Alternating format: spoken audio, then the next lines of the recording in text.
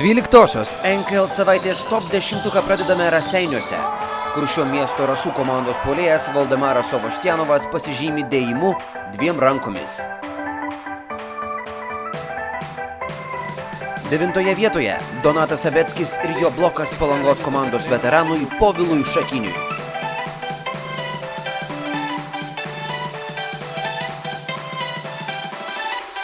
8 vietoje Šarūnas Beniušis ir jo energingas dėjimas mače su Vilniaus Perlų Emeru.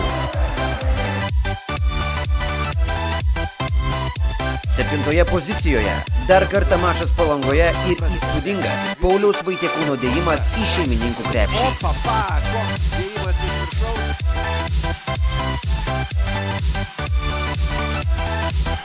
6 vietoje dramatiškas mačas Šakiuose, kur Paulius Valinskas paskutinę atakos sekundę įmetė nuostabų tritaškį.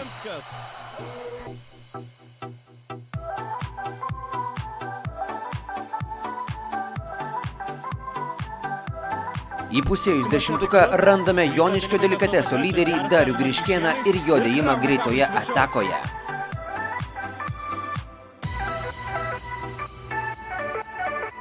4 vietoje mūsų jau matytas Šarūnas Beniušis ir jo dėjimas, po kurio Remigijui Sugintui beliko tik susigūžti.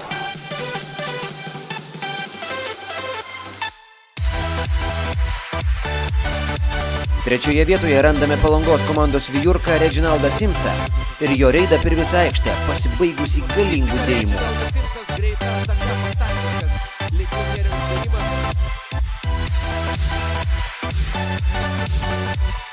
2 pozicijoje nuolatinis 10-ko dalyvis Donatas Sabeckis ir jo dėjimas paskutinę kėlinio sekundę.